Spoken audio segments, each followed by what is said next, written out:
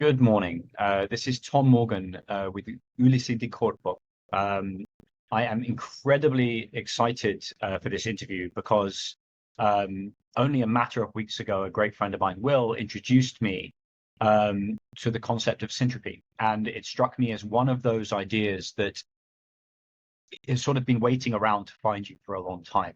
It was deeply resonant with my own learning around the nature of attractors and struck me as exactly the right combination of um, of of scientifically rigorous yet also spiritually open.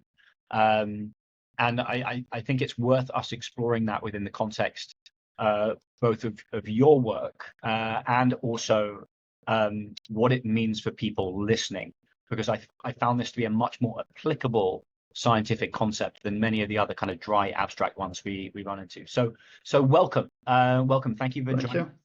Thank Um, you. Maybe just give listeners a quick sense of your background and your work, and then we can dive straight into the theory itself. Thank you.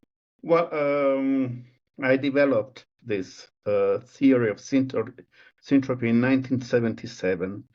It has been fundamental for me uh, to help understand what depression and anxiety are, and come out from an existential crisis in which I was stuck in.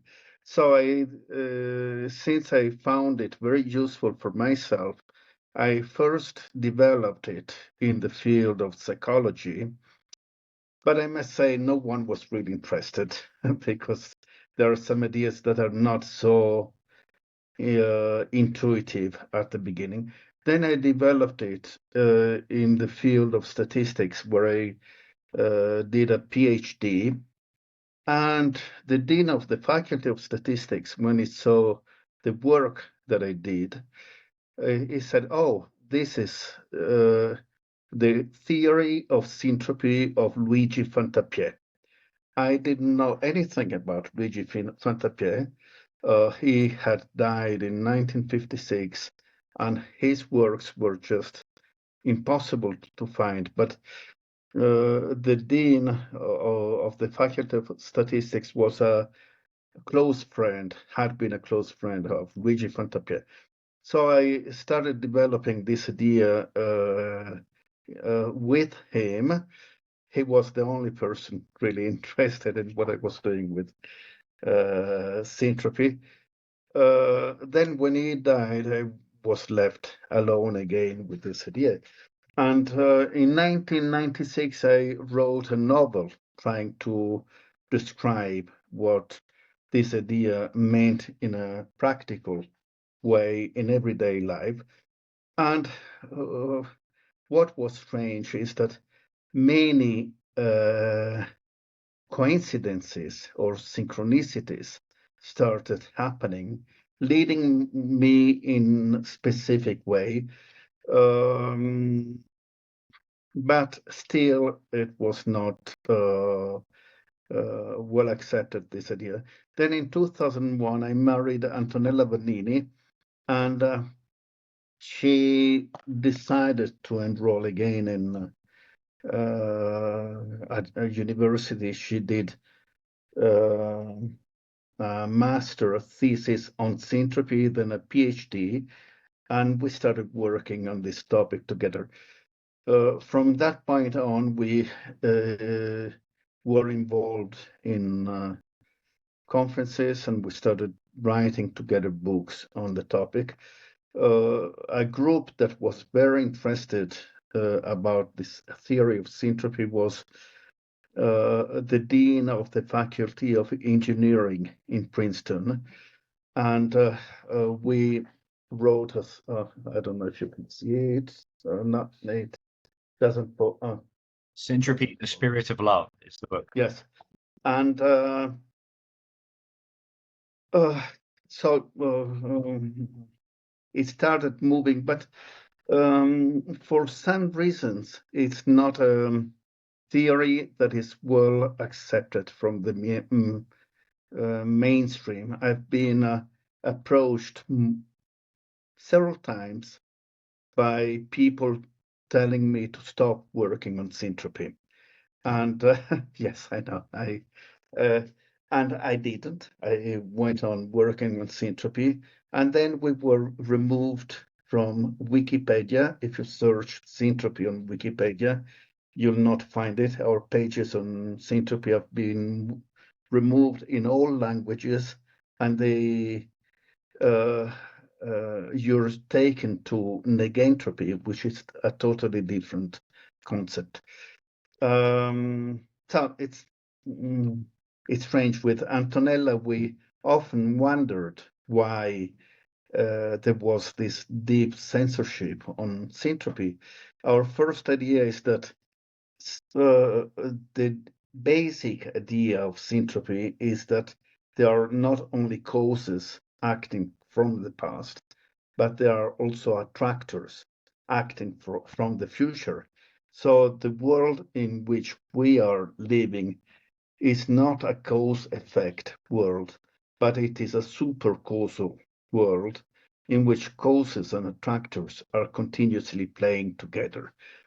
In the academic world, in the Western society, instead, one of the dogma is that we live in a cause and effect world. So the fact that you introduce attractors is not really, say, well accepted. But the consequences are just huge, infinite, adding attractors to causes.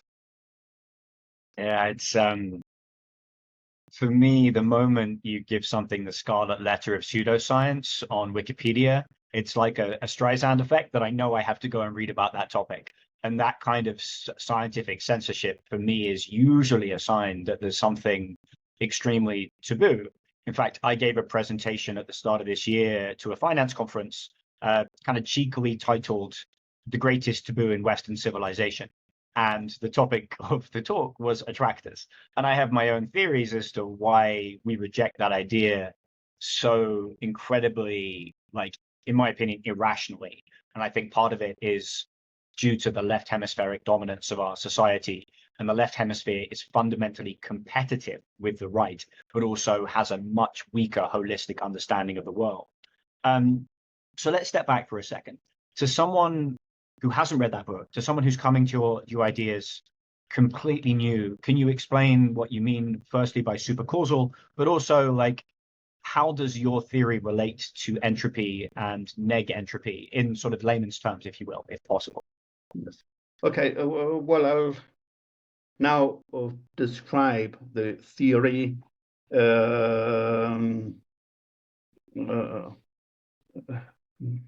trying to be as simple as possible.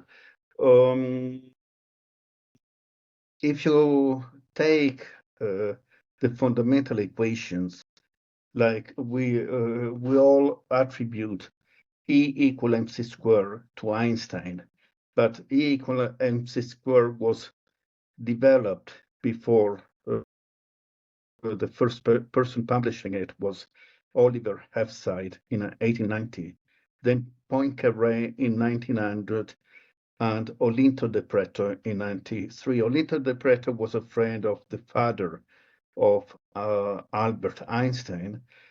And so the equation reached Albert Einstein, but there was a problem with this equation, because when you try to measure energy, energy is also a product of speed. So in the E equal mc squared, what was missing was the momentum, the quantity of speed. And Einstein added the momentum to the equation, and the E equal mc squared became a equation which was all second order. So you have E squared equal mc squared and so on. And when you have to find a solution of using a square root, you always have two solutions. So Einstein was getting a positive time energy solution and a negative time energy solution. So what the equation was telling was that there was energy coming from the past, from past causes, and energy coming from future causes, which are attractors. Well, this idea was totally rejected. So Einstein solved this problem saying, oh, well, the momentum is so low compared to the speed of light that we can omit it from the equation. But when we arrive to quantum mechanics, the speeds are very high. For example, the spin of a particle nears the speed of light. So it is necessary to use the full energy momentum mass equation with this dual solution for energy. So we have energy coming from the past and energy coming from the flow, from the future. And there was a big debate about this dual nature of energy, which the mainstream science just did not accept. The idea that you could have something in the future affecting the present. In 1927, Bohr and Heisenberg met in Copenhagen and tried to solve the problem, because what the energy momentum equation says is that all the manifestations of reality are dual. And so also the particle wave manifestation, you have this dual manifestation because particles are the expression of the past, whereas waves are the manifestation of the future. So matter is always dual. This duality cannot be divided. But what Bohr and Heisenberg said is that matter propagates as waves, and when these waves are observed, the wave collapses in a particle. In order to collapse, a wave must be observed. So the idea of Heisenberg and Bohr is that you have a consciousness that is a prerequisite to reality. And this idea, in a way, was very well accepted because it re-established the linear concept of time and supported the ideas of that period, like the idea that you can have a Superman that can create reality. And this was the idea of the, say, Nazi man that had this kind of god-like powers. And instead, when you accept the dual nature of matter, it is totally different because there is a constant interplay between, say, past and future. Well, in 1941, a mathematician, Luigi Fantapié, started working on this equation, and he said, oh, I cannot accept that physicists have rejected half of the solution of the fundamental equations. So I started working on these two solutions, and he found that the forward in time solution, so you have a cause and an energy that diverges from this cause, is governed by the law of entropy, the second law of thermodynamics, whereas the energy that diverges from the future for us moving forward in time is energy that converges. And the properties of this energy, when you list them, are increase in energy, increase in complexity, structure, and they are exactly the properties of life. So what Fantapié concluded is that the physical world is governed by entropy and by the forward in time energy, whereas life is governed by syntropy. Syntropy means syn is converging, tropos tendency. So energy in his idea would be life in his idea would be a consequence of the future. Life would be created from the future and not from the past. There was a paleontologist, Teilhard de Chardin, that also developed a similar idea because he couldn't find the transition species that were expected in the theory of Darwin. So what he said is that each species moves, develops, evolves towards attractors that are in the future. And these attractors are organized from simple one to more complex one. The idea of Teilhard de Chardin, that was also a Jesuit priest, was that God has created life from the future, and that life has to evolve towards God that is in the future. Well, he was exiled in China, and all his books were banned. No one could read his books. What Antonella, my wife, did was, while she worked a lot on the theory of syntropy, then she said, well, if life is in a way response to the future, if life energy comes from the future, we should be able to see that the life parameters react in advance to time, to future stimuli. So she did experiments in which she was measuring the heart rate and the skin conductance and showing emotional stimuli in a totally random way. So there was no rational way to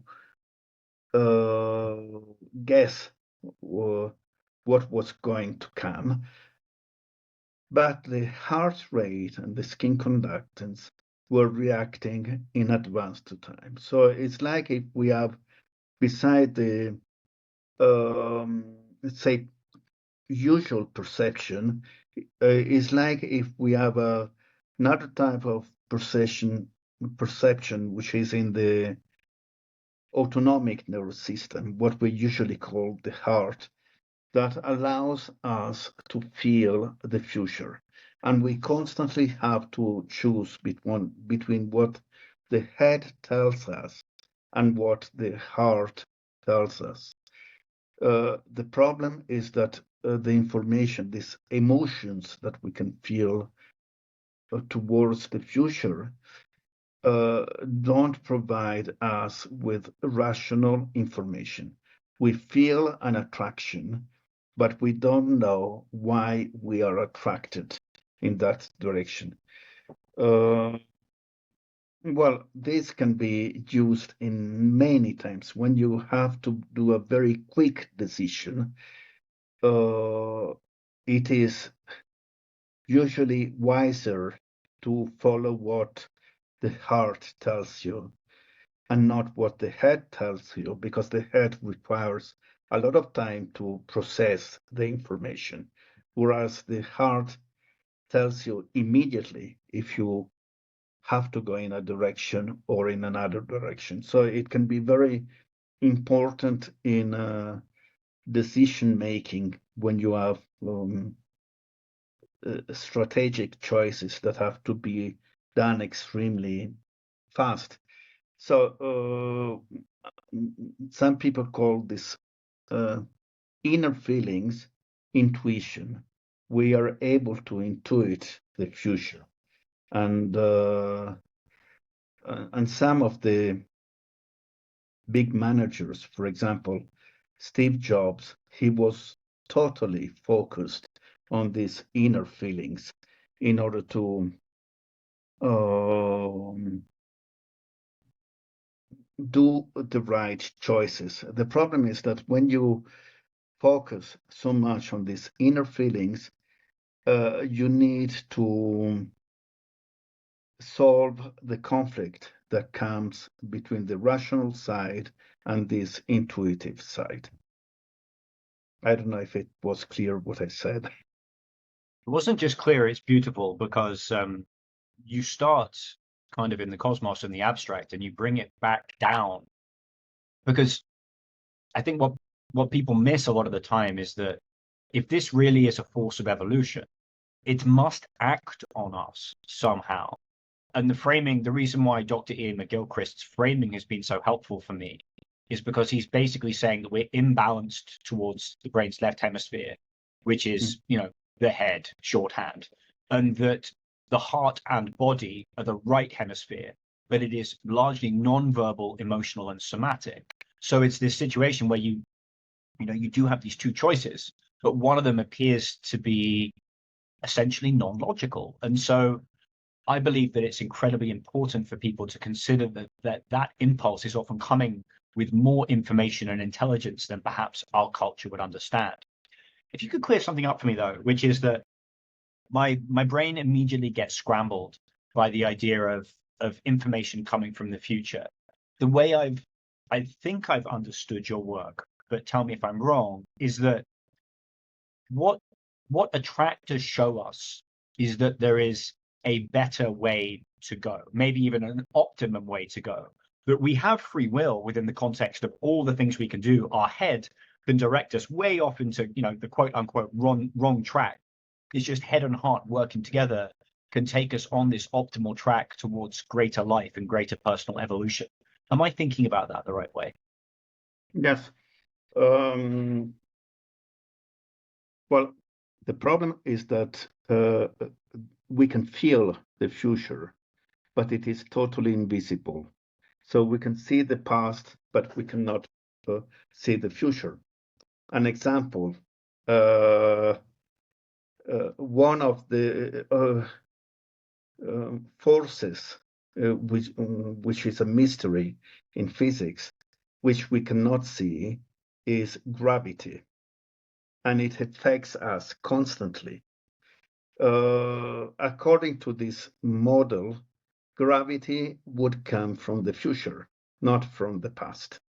And experiments have been done on this idea when you have, say, solar eclipse. You can measure the moment when there is the maximum pull of the moon and the sun together. And the pull is exactly in the point where it should be. There is no delay. Instead, with light, there is a delay. We see light, we see the sun where it was 8 minutes ago, because the light requires 8 minutes to come from the sun to the earth. So these experiments on say the gravitation pull, they say that it is instantaneous. And to be instantaneous, it must travel at a speed greater than light. And this is possible only if it moves backward in time. So our physical universe would constantly be, say, interaction between energy, like heat, light, and coming from the past, and attraction, like gravity, coming from the future. So the idea of attractors is not, say, so abstract. The world in which we are in, is made half by emitters, by energy that diverges, and by attractors, only that we cannot see attractors. But they are fundamental in the physical structure of our universe and in our life. There is this constant game between entropy and syntropy. And it is not that one is bad and the other is good. Like entropy is the force that goes towards destruction, towards death, whereas syntropy is the force that goes towards life. But they must constantly play together. And the reason why they constantly play together is because they are the two manifestations of energy. And energy is a unity with these two polarities. It's not that syntropy is the opposite of entropy. It is the complement, which is a totally different concept. So if we want to increase the amount of syntropy in our life, one of the basic rules is that we have to reduce the entropy. It's like having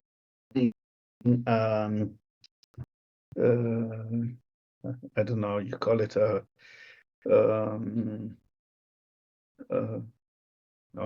seesaw with entropy and syntropy playing on both sides. If entropy goes down, syntropy goes up.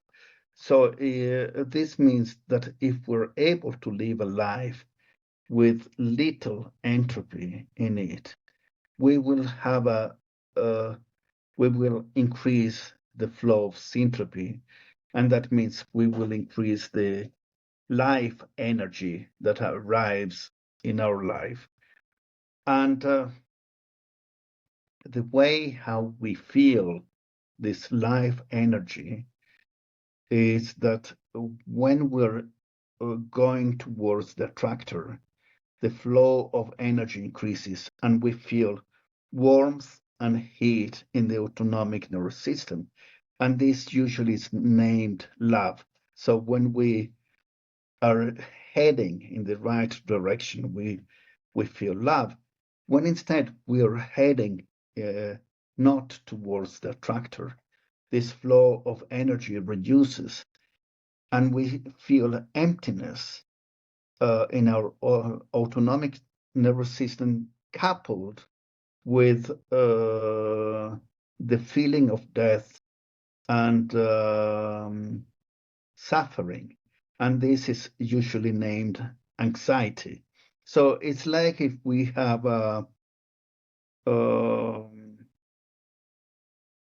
the way to listening to these feelings to understand if we're going in the right direction or in the wrong direction.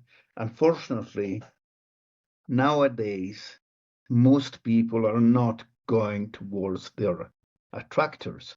So they feel this suffering, inner suffering, that can be very, very strong and difficult to cope with. I don't know if I answered your question. You precisely answered my question. So I guess people listening, and I don't know if you have thoughts on this, will be asking, well, what can I do? You know, how do I? You're talking about something of maybe ultimate importance, which is if you move towards that which gives you life, you will feel more life, you will feel more alive, and that sense of aliveness is, I think, what we're all looking for. So how have you brought the kind of the living of this into what you do every day? Well, I was telling before that one of the rules is to reduce the entropy in your life. But another, say, rule is to try to we constantly live in false narratives. Like the family has a narrative, our society has a narrative, and in order to be accepted by other people, we usually tend to behave according to these narratives. Instead, what it is very important is to try to feel what your heart is telling and be courageous enough to follow your path, your way, even if this, in a way, is different from what people would expect or say you should do. So,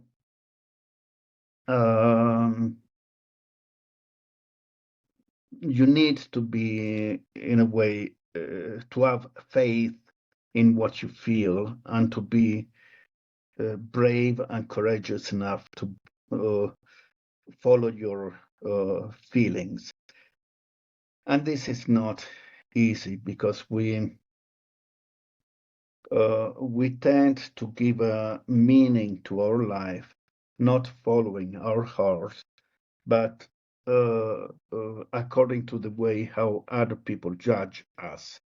So we must abandon totally the judgment of other people and accept that we could follow paths that other people might not judge positively, but they are true for ourselves. And I find that when you start moving in this way, many things start happening that help you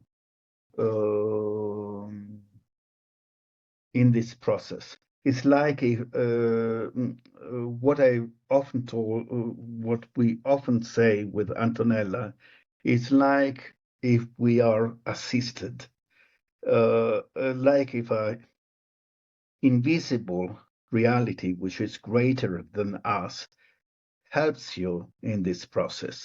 You're not alone. Only the problem is that you cannot see this greater reality. You can feel it, but it is invisible. So one of the things is to learn to have faith in what your inner feelings tell.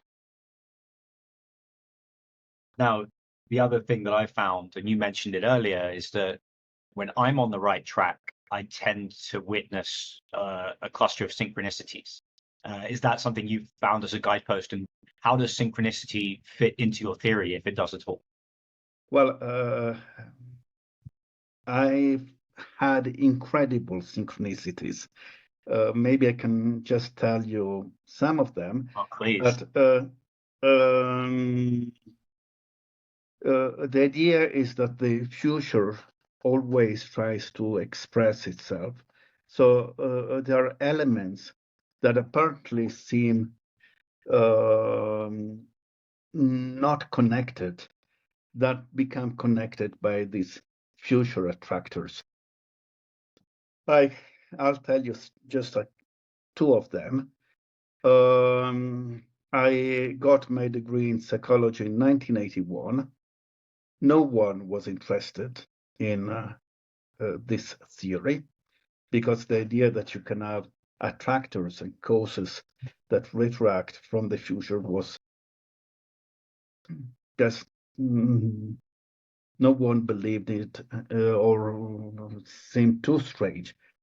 Well, I got a month of vacation. My mother had inherited a little cottage in England because she is English in a very small little village which is named East Meon near Winchester.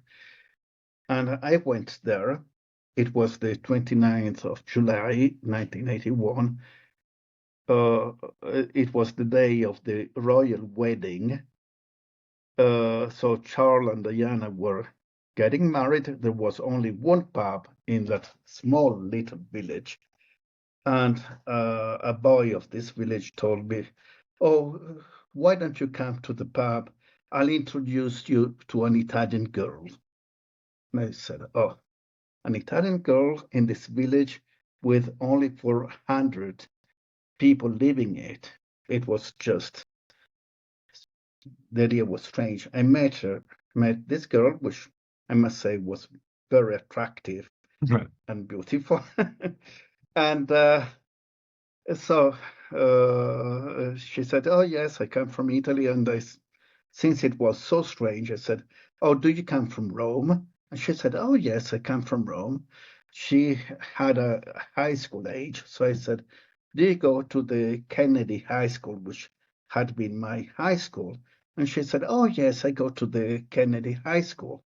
Then I said, oh, do you know Carla Ottaviani? And she said, oh, she sits next to me. And well, the point was that my mother and her mother were from that same village, and they never met. They married Italian men, and they went to live just 400 meters one away from the other. We went to the same high schools, we had the same friends, but we had never met. And well, what happened was that the girlfriend I was with at that time lived just in front of this girl. So I just lost contact. But when I finished my PhD in statistics and started teaching at statistics, I found her as my first student in the Faculty of Statistics. And so many strange things started happening that in a way I thought it was like destiny. But because of this girl, I stayed more in the Faculty of Statistics. The dean became interested in the work I was doing, and he told me that what I had developed was the theory of syntropy of Luigi Fantapie. Well, when all these elements got together, this girl just left for Luxembourg, where she got married. And but the point is that it was fundamental for me to get in contact with the dean and find the theory of syntropy of Luigi Fantapie.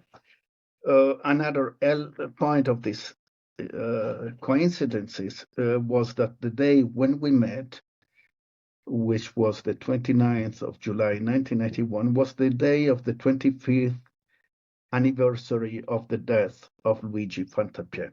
Wow. So, what happens is you get in synchronicities, and your head tells you something like my head was telling me, oh, they're incredible synchronicities.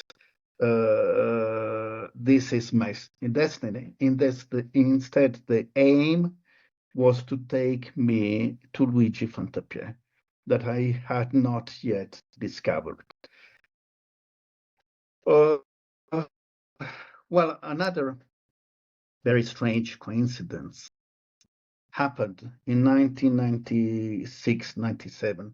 I wrote this novel about a society that moves from an entropic society to a syntropic one. You can find it on Amazon. It's titled The Theorem of Love.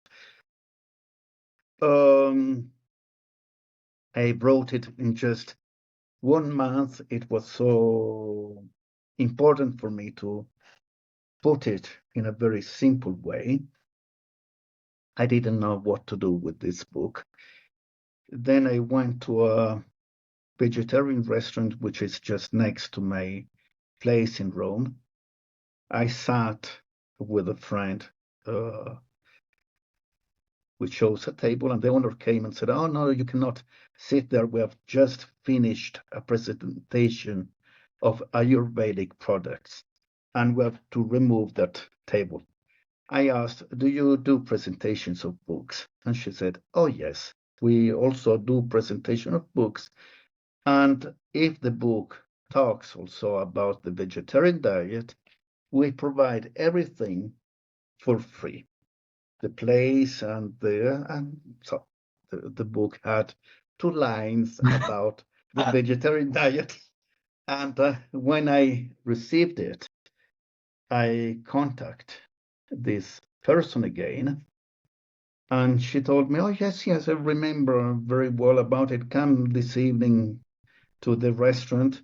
And before going out, I opened the newspaper that I had bought that day, and there were 2 pages totally dedicated to Sai Baba, which is a person I didn't know anything about, but is a Indian spiritual leader. Well, I went there, and this vegetarian restaurant is dedicated to Sai Baba. So there was this big, huge poster about Sai Baba.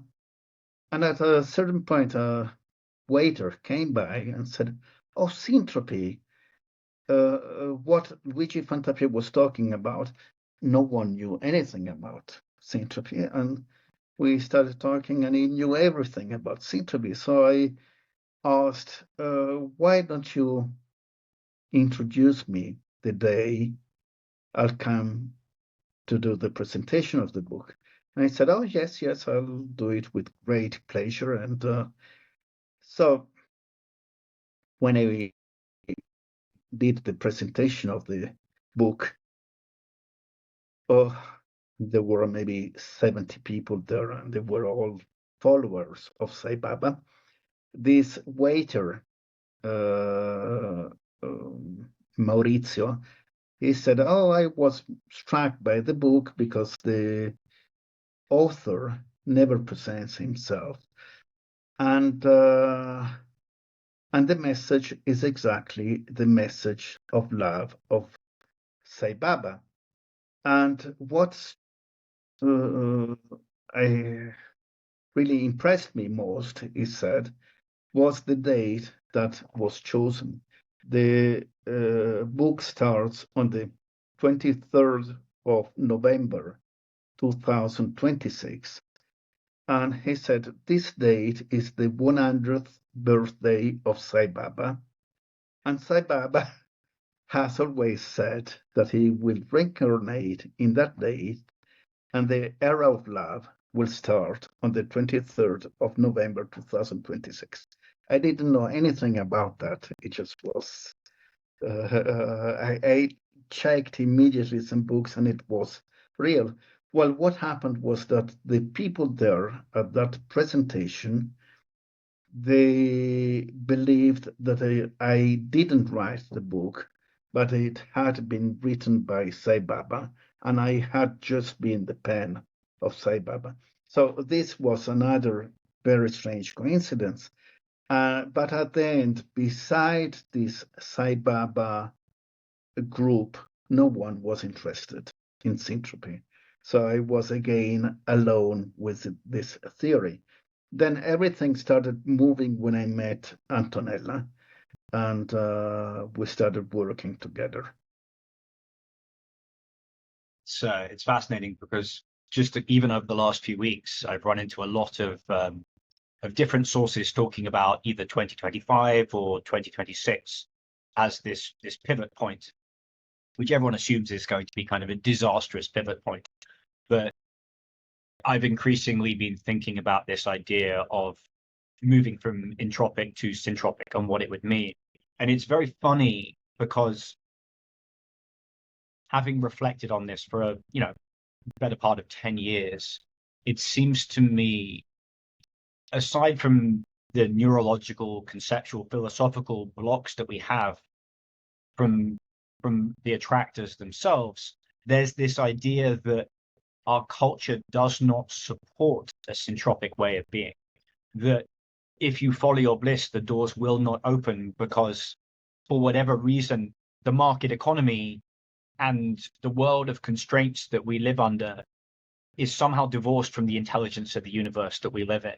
And I always think about that, which is that, like, if you choose the right path, if you choose this syntropic path, is that consistent with living in today's world? Because I think if you could show people that it was, then you could actually move to a syntropic world. Do you think about that at all? Well, with Antonella,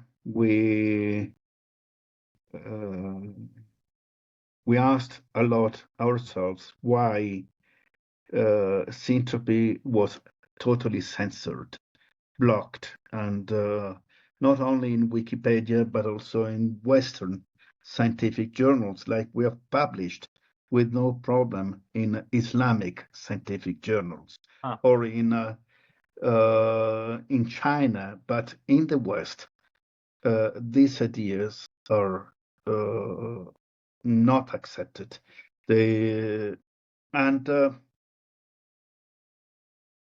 One idea I developed in time is that this game between entropy and syntropy is at the basis of exchange of matter, energy, and ideas.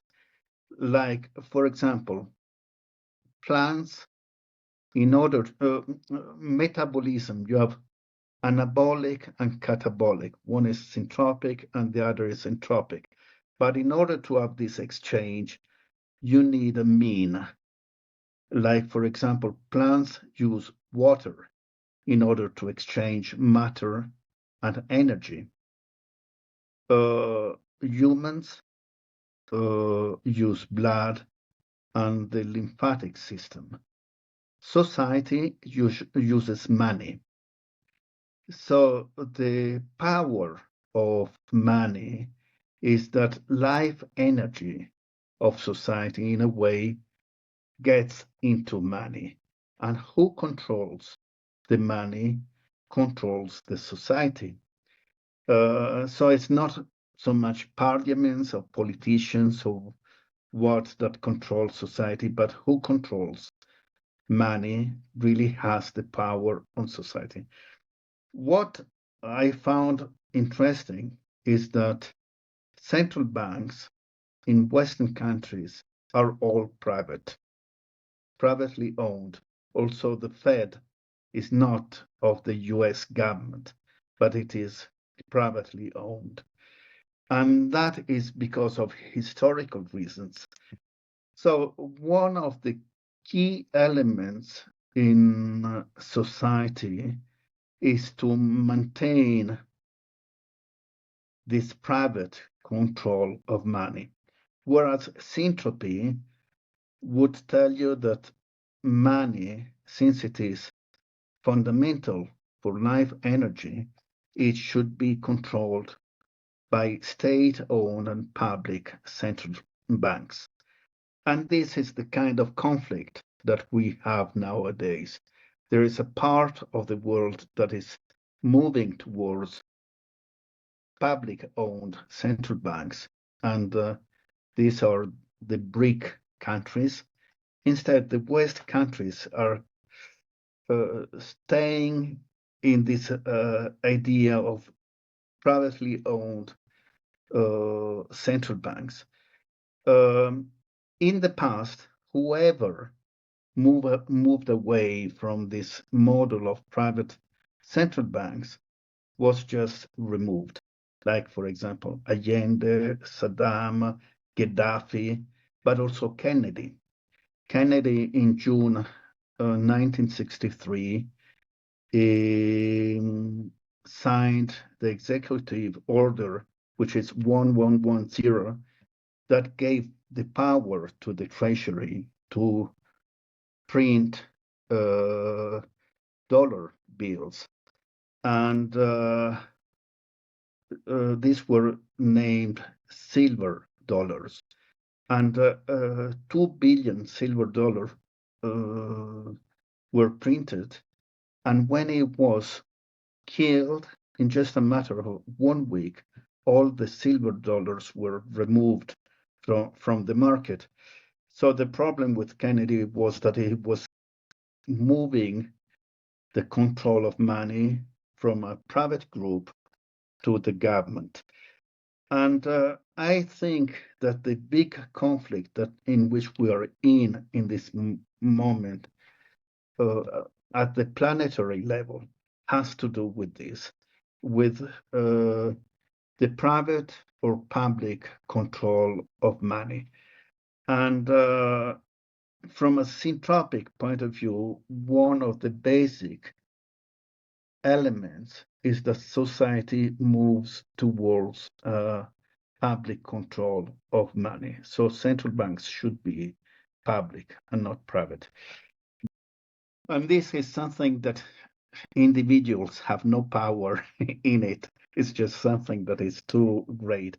But it's a process that is ongoing and it's becoming very fast.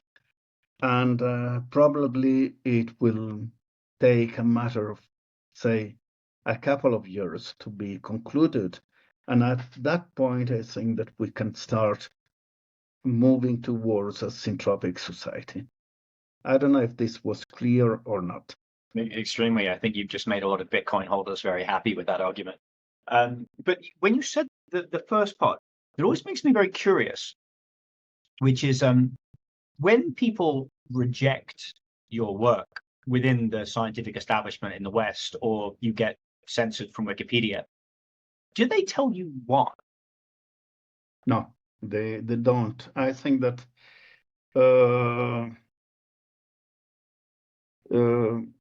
in the scientific world, who decides is who has the money to finance the research.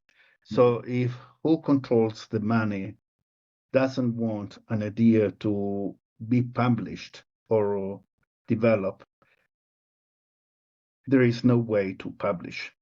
So science is not really science, but it's in a way limited to the ideas that in this moment are accepted by I don't know how you would call it, the establishment or whatever. And but we are in a very, very dynamic moment. So it might be that in just a couple of years, everything will just turn upside down, and what was censored before will then become important. But in this moment, Syntropy does not have a chance to become wide known in this moment. Well, wait and see. It's not like I have a huge audience, but I think these ideas are having a moment. In fact, I know they're having a moment because, you know, a tiny guy like me gets 500,000 views on his video about attractors. It's there's something in the ether, and I think you're right about the next couple of years.